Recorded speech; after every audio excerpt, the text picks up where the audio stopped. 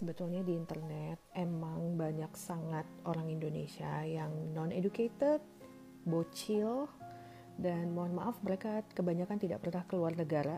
Bahkan kadang-kadang ada juga netizen sering salah paham, seolah-olah orang Indonesia benci Malaysia, sebaliknya seolah-olah orang Malaysia membenci Indonesia, padahal faktanya nggak seperti itu, sahabat-sahabat semua. Kalau di Malaysia, lelaki belanja ke pasar itu biasa. Tapi kalau di tempat saya di Indonesia, yang dimana jarang sekali laki-laki mau berbelanja di pasar. Kebanyakan yang berbelanja itu ibu-ibu. Jadi kalau di Malaysia, lelaki berbelanja di pasar itu hal biasa.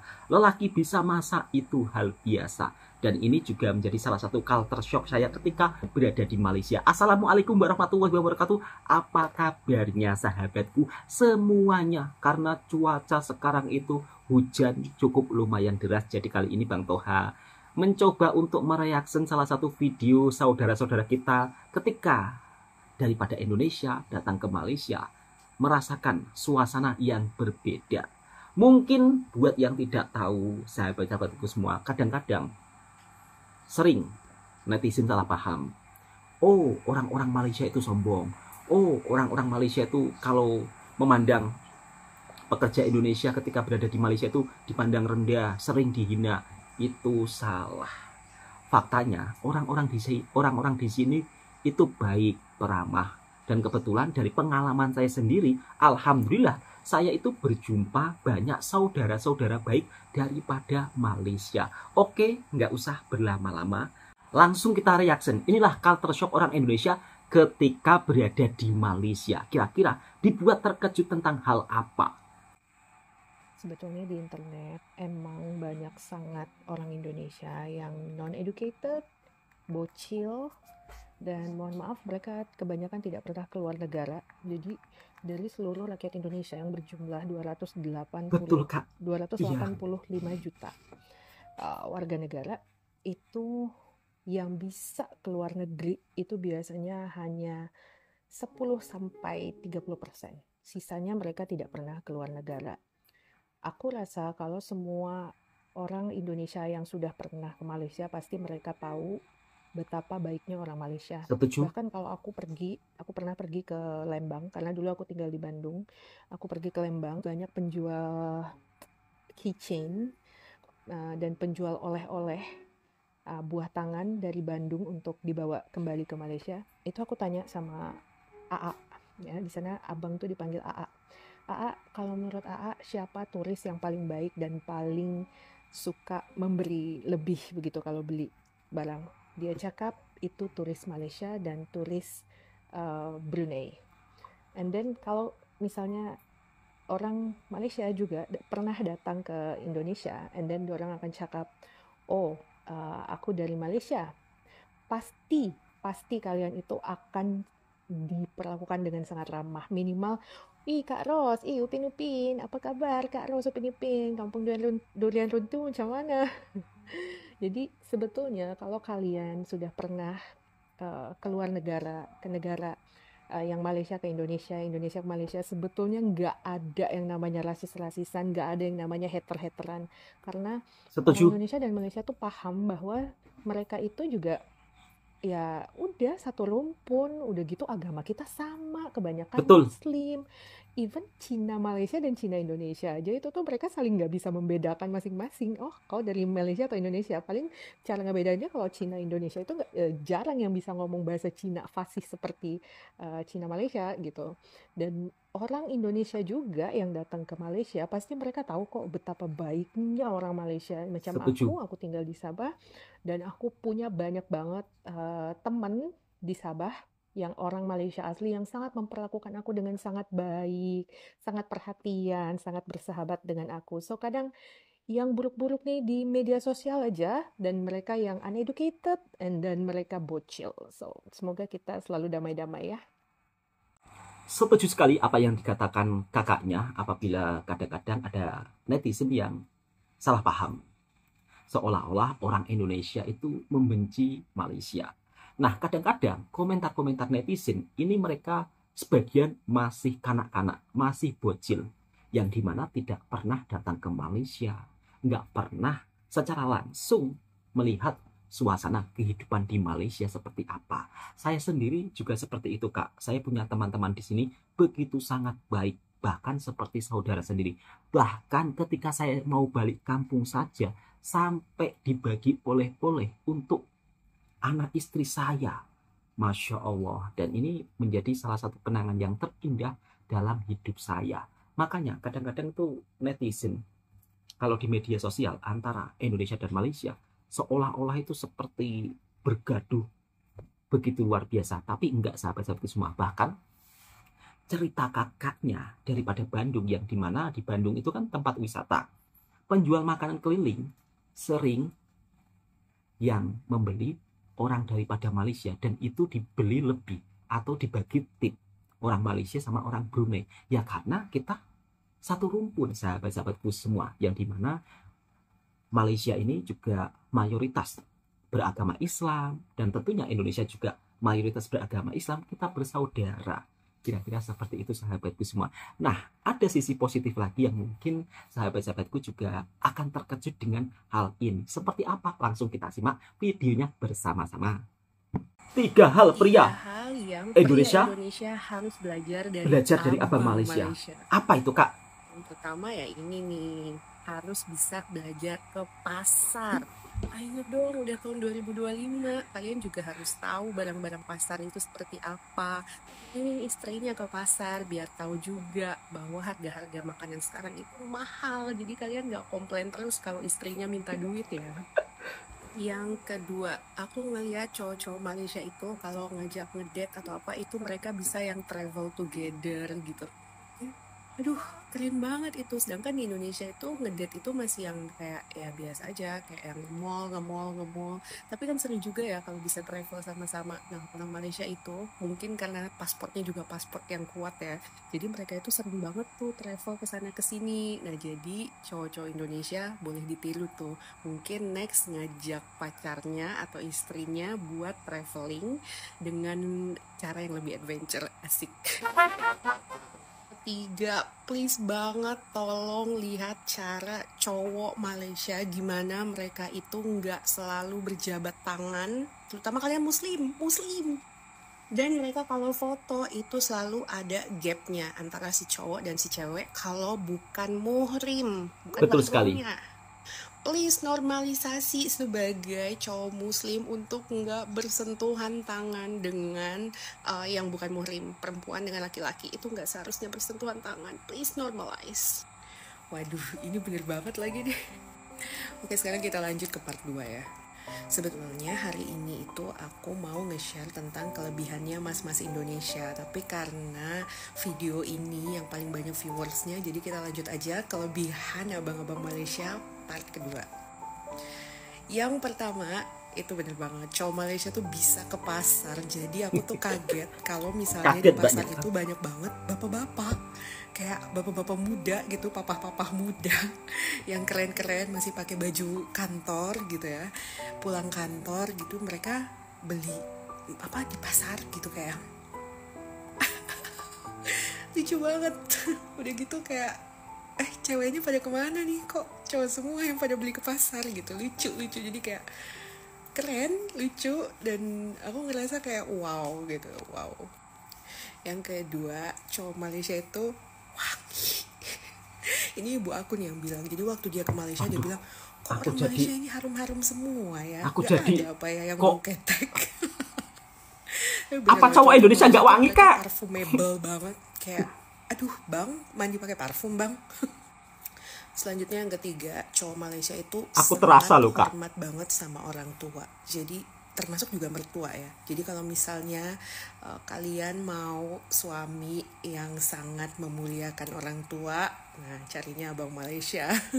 Kakak-kakaknya dari Indonesia dibuat kagum dengan abang-abang daripada Malaysia, yang dimana suami-suami Malaysia ini mau disuruh ke pasar. Ya, memang di Malaysia itu kalau mungkin kalian pertama kali datang ke Malaysia, kemudian melihat suasana pasarnya, ada laki-laki berbelanja, itu hal biasa. Berbeda dengan di tempat kita yang dimana di Indonesia ini kebanyakan yang berbelanja kan para ibu-ibu. Tapi kalau di Malaysia, mungkin pemandangannya berbeda. Satu hal lagi yang membuat saya terasa juga, Kak, waduh, ini kakaknya benar-benar begitu sangat suka sekali dengan abang-abang daripada Malaysia ya. Baunya wangi-wangi.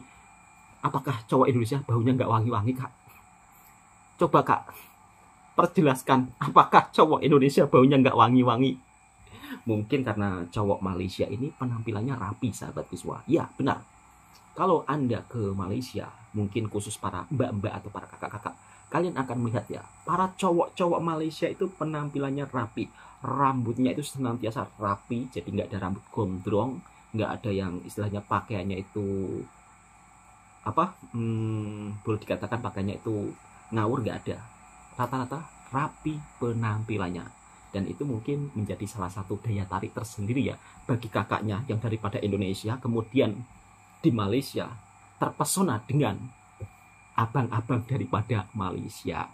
Oke, sahabat-sahabatku semua, tidak sampai di sini saja. Lalu bagaimana kehidupan orang Indonesia ketika tinggal dan bekerja di Malaysia? Kadang-kadang kisah seorang perantau ini memang berbeda. Ada kisah seorang perantau yang sukses, ada pula kisah seorang perantau yang tidak sukses. Yang tidak sukses kemudian di rumah nggak punya apa-apa, itu belum tentu dia kemudian di perantauan boros, atau istilahnya di perantauan hura-hura. Kadang-kadang ada juga rela jauh dari keluarga, kemudian dia di perantauan Malaysia, sekedar untuk mencukupi kehidupan di kampung halamannya, ada sampai bertahun-tahun. Itu juga ada, sahabatku semua. Makanya kadang-kadang kan ada yang berkomentar, bertahun-tahun di Malaysia kok nggak dapat apa-apa, kok cuma gitu-gitu aja. Nah, itu kadang-kadang juga menjadi pertanyaan yang salah. Oke, langsung kita reaction video berikutnya. Bagaimana culture shock saudara-saudara kita daripada Indonesia ketika bekerja dan tinggal di Malaysia? Kita simak videonya bersama-sama. Kerja di Malaysia tuh rasanya beda banget sama di Indonesia. Gaji minimum di Malaysia mulai dari Rp1.700 sampai dengan Rp2.500. Wow. Tapi yang bikin beda, jam kerja jelas, cuti tahunan ada, dan overtime pasti dibayar. Biaya hidup memang lebih tinggi, tapi kalau pinter ngatur, masih bisa nabung kok. Betul. Beda negara, beda aturan. Pentingnya ngerti sebelum berangkat. Hostel PMI di Malaysia ternyata ada liftnya loh guys. Nggak percaya? Nih, aku tunjukin. Aku mau naik ke lantai 4 aku, tempat tidur. Kamar tidur aku. Oke, sekarang aku mau naik ke lantai 7 guys. Kita tunggu sampai ke tulisannya 7. Happy enjoy Mbak selama merantau. Guys, sekarang aku udah di dalam lift. Jadi hostel aku tuh ada 7 lantai guys. Untuk 1 sampai 5 itu cowok, 6 sampai 7 itu cewek. Dipisah gitu guys. Ya, tunggu ya. Oke guys. By the way, ini aku udah mau masuk ke rumah tempat aku tinggal guys. Terima kasih sudah menonton. Bye. Kalau kamu masih nganggap remeh bahasa Inggris, fix kamu harus nonton ini. Disclaimer dulu, ini bukan berarti aku sok-sokan pintar bahasa Inggris, bukan berarti aku ngerasa jago, bukan berarti Inggris aku tuh udah pro banget, enggak. Inggris aku tuh biasa-biasa aja, sekadar ngerti dan bisa jawab. Semenjak aku kerja di Malaysia dan tinggal di Malaysia, jadi aku ngerasa bersyukur banget aku punya basic skill bahasa Inggris. Kenapa? Seperti yang kita tahu ya, di Malaysia itu mungkin 30% atau 40% orangnya memang pakai bahasa Inggris. Kayak hal sepele aja, untuk kata-kata dalam sehari-hari mereka pakai bahasa Inggris. Contohnya pen, padahal bahasa Melayunya itu sebenarnya pena, tapi mereka di sini nyebutnya pen. Nah, terus ada lagi contoh nih, misalnya bos aku selalu cerita tentang bininya, nanti dia bilang saya punya wife tuh macam nih, padahal bisa aja kan dibilang bini saya. Nah gitu, kayak kata-kata sehari di sini tuh juga pakai bahasa Inggris guys. Oh, kalau misalnya kita datang ke sini dengan zero bahasa Inggris atau nggak punya skill bahasa Inggris sama sekali, bisa-bisa kita haheho doang. Terus ya, for your information, aku ini kerja di pabrik yang ownernya itu orang Jepang. Jadi bos-bos aku itu sebagian memang ada orang Jepang.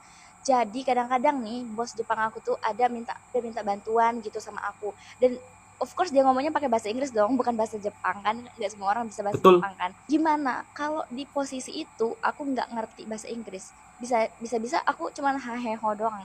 Bisa aku malahan minta tolong orang lain kan. Itu jadi meribetkan pekerjaan kita kan. Dari situ juga aku mikir bahasa Inggris ini sangat memudahkan pekerjaan aku selama di Malaysia guys. Terus juga guys, di Malaysia ini mall-mallnya itu kadang-kadang ada juga pekerja asing kan. Nah, pekerja asingnya itu juga pakai bahasa Inggris, guys. Bayangin kalau misalnya pas aku lagi mau bayar di kasir, terus kasirnya ngomong bahasa Inggris, aku nggak ngerti, haheho doang, kan jadi awkward gitu loh. Tapi alhamdulillahnya karena aku ngerti basic English, aku bisa jawab. Contoh kayak pertanyaan simple aja, omongan simple kayak "You want to pay by cash or debit?" Hal-hal simple kayak gitu, guys. Frasa-frasa sehari-hari dalam bahasa Inggris. Kayak "Do you want the medium or large?" Kan yang simple-simple kayak gitu, guys. Kalian nggak harus pro dalam bahasa Inggris, yang penting bisa Betul. ngomong dalam sehari-hari. Poin yang aku mau sampaikan di video kali ini ialah belajar lagi ya bahasa Inggris. Jangan nganggap remeh. Jangan nganggap remeh, apalagi kalau kamu punya niat untuk kerja di luar negeri suatu hari nanti. Itu bakal kepake banget, oke? Beda negara, beda aturan. Kakaknya daripada Indonesia menceritakan selama dia merantau di Malaysia dengan gaji 1.700 sampai 2.500 ringgit. Kalau 1.700 itu sekitar 6 juta lebih. Kalau 2.500 ringgit mungkin sekali dengan overtime itu hampir setara 10 juta lebih. Apalagi penukaran uang ringgit sekarang itu juga naik. Kemudian kakaknya pun juga bersyukur di Malaysia dia nampaknya pekerja kilang, yang dimana kerja secara resmi dari segi fasilitas, dari segi skill bahasa Inggris paling tidak itu juga sangat penting. Dan beliau ketika berada di Malaysia bersyukur punya basic-basic bahasa Inggris. Mungkin untuk sahabat-sahabatku di luar sana, adik-adikku yang tercinta, jangan anggap remeh bahasa Inggris ya kan. Karena itu bahasa nomor 1 di dunia, digunakan di dunia internasional. Sekolah yang pintar ya kan. Kira-kira seperti itu sahabatku semua pesanan saya. Oke, sahabatku semua, tidak sampai di sini saja ya. Ternyata kisah-kisah para perantau ini juga sangat menarik ya. Mungkin video ini sebagai bentuk informasi supaya sahabat-sahabatku juga bisa mendengarkan kisah para perantau yang bekerja di Malaysia. Seperti apa kehidupannya? Kita simak video selanjutnya. Kenapa harus ke Malaysia? Aku selalu dapat soalan ini dekat DM aku. Jadi aku memilih Malaysia disebabkan aku tak tahu aku kena merantau dekat mana negara. Dan kebetulan pada masa itu ada pembukaan kilang dekat Penang, Malaysia sebagai tukang jahit. Dan kebetulan aku ialah tukang jahit dekat kampungku. Lagi yang paling penting adalah kerja dekat Malaysia ni tak memerlukan dan tidak mementingkan tamatan. Disebabkan aku adalah orang yang tidak tamat sekolah. Aku bukan ada kelulusan sekolah yang tinggi dan korang tahu sendirilah dekat kampung aku itu sekolah yang sarjana aja pun tak kerja. Masih menganggur juga. Apalagi cuma aku yang kalau dekat sini tu tamatan SPM lah. Jadi aku rasa ini adalah peluang aku untuk mengubah nasib aku dan takdir. Satu, korang kena fikir, kalau korang sekarang tengah susah, jangan fikir itu ialah takdir dari Tuhan dan korang kena terima. No. Takdir boleh diubah dengan cara minat dan niat. Korang kena fikir, korang nak ke mana. Korang kena ubah takdir kau nak jadi apa. Memang Tuhan ciptakan takdir kita macam tu, tapi kita boleh mengubahnya atas seizin Tuhan juga dan niat kita dong. Janganlah korang menerima dengan takdir korang yang tengah susah. Boleh kok diubah. Janji korang berfikir secara positif dan berubahlah menjadi yang lebih baik. Dan itulah pengalaman aku kenapa aku memilih Malaysia. Ada lagi ke siapa yang nak bertanya? Boleh komen dekat ruangan komen. Kalau nggak ke Malaysia, aku nggak tahu guys. Kalau rupanya di Indonesia naik motor tu tak boleh lalu tol. Jadi aku kan di sini dah 11 tahun lah kiranya, kurang lebih lah ya. Jadi dulu 11 tahun yang lalu aku nggak punya motor. Aku nggak punya motor. Sepeda motor tu aku nggak punya dekat kampungku. Memang aku orang susah. Jadi aku tu di kampungku juga nggak ada tol. Jadi memang aku nggak pernah tahu guys kalau di Indonesia itu rupanya nggak boleh naik motor di atas tol, lalu tol, gitu. Jadi rupanya cerita ini semalam tu aku jumpa dengan satu kakak-kakak ni, dia orang lokal. Jadi dia cerita gini, rupanya Indonesia tak boleh ya naik motor, naik motor lalu tol lah macam tu. Aku baru cakap, iya kakak tak boleh. Boleh lah. Kamu Indonesia kenapa kamu tak tahu? Iya kak, barulah aku cari tahu guys. Ini cerita paling lucu sebetulnya. Ini cerita pengalaman aku ya. Jadi jujur aja aku memang baru tahu dan minta maaf lah guys. Kalau korang mau bully lah. Tapi ni aku share pengalaman aku. Jadi di Malaysia itu boleh naik tol di atas Boleh naik tol. Boleh naik motor di atas tol. Itu aja yang aku nak sampaikan. Itulah cerita yang sebetulnya aku tak tahu. Kalau aku tak ke Malaysia ni, apapun aku tak tahu. Baru dekat sini baru aku tahu. Lepas ni adalah orang komen ya, aku nak banding-bandingkan negara. Sebetulnya tidak. Inilah pengalaman aku. Aku bukan nak memburukkan negara aku. Aku ni mana boleh memburukkan negaraku ataupun negara Malaysia. Sebab aku terlahir daripada Indonesia dan aku mencari rezeki dekat sini. Jadi ini sebetulnya sharing tentang aku, pengalaman aku tau. So kalau korang nak berfikir negatif tu korang punya hal lah. Tapi ini aku sharing benda bab aku. Salam damai. Hai awak. Macam mana boleh bahasa Melayu? Awak tanya kan macam mana saya boleh fasih bahasa Melayu? Pasti betul. Sebab saya duduk dekat Malaysia. Saya tak ada keturunan Melayu langsung, tak ada. Saya pure Indonesia. So saya belajar lah. Saya belajar sebab environment semua lokal. Saya jenis suka belajar. Ambil masa berapa lama belajar bahasa sini nak dapatkan bunyi Melayu tu? Berapa lama Macam saya duduk Malaysia total 8 tahun. Tapi saya fokus belajar cakap Melayu tu 4 tahun macam tu lah. 4 tahun macam tu. Okay, cara saya belajar, bila ada kawan saya bercakap, saya akan tanya, macam mana nak sebut bunyi tu? Nanti dia orang ajar lah. Kat Melaka kan, ada orang ajar saya bila cakap Melaka, dia punya R tukar kepada U. Contoh ular jadi ulau. Awak kena mengaku dan bagi tahu orang Indonesia yang rendang asal Malaysia. Rendang lagi. Awak nak tahu tak? Rendang Indonesia dengan Malaysia tak sama tau. Rendang Indonesia daripada daging. Color dia color coklat. Color coklat hitam macam tu lah. Dia masak 5 sampai 6 jam macam tu.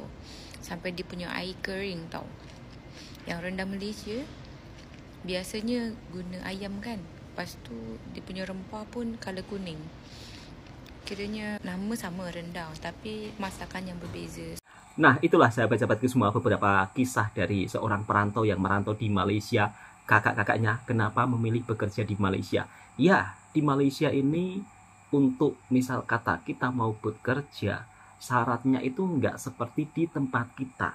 Yang dimana kalau kita bekerja di kilang saja, ini bayangkan ya, ini sama-sama negara tetangga, tapi aturannya ini memang berbeda sangat jauh.